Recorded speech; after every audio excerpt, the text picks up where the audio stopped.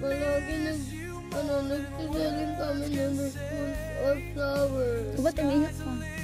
Kasi yan eh. Umiiyak pa? Sino? Si Mama din eh. Saan si dati, mama? Suddenly crying, di ba? Mama, siya sa amin siya dati.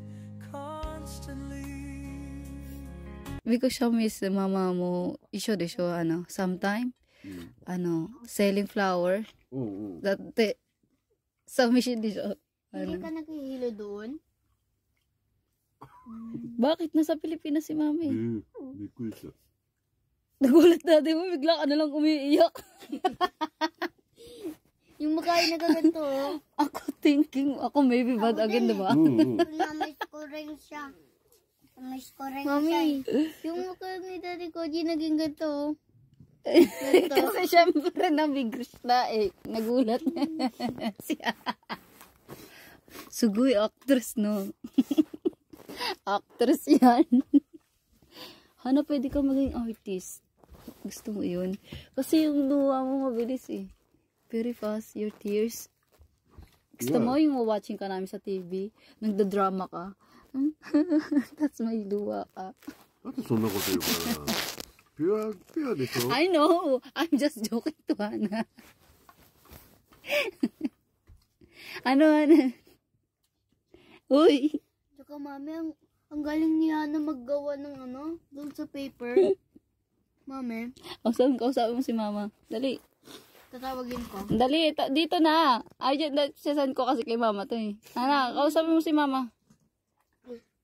Ang sasabi mo? Dali, namiss ko na ikaw.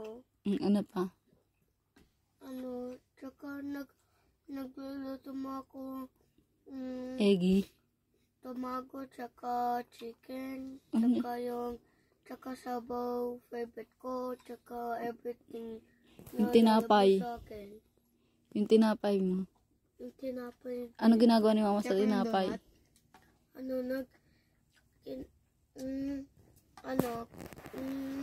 Nagluluto niya sa akin na tinapay. Sarap? Sa microwave. Ay, masarap ba yun? Paano pa yung May coffee din.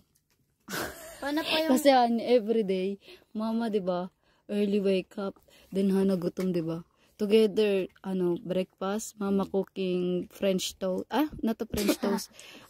Siya put to microwave bread, then Hana very like, then coffee. Takara Hana very like coffee because of mama. Kaya nga Next year, sabihin mo kay daddy mo, bring niya si mama dito, di ba? Di ba? Wait lang. Mami, sa January 10, dito sila, please.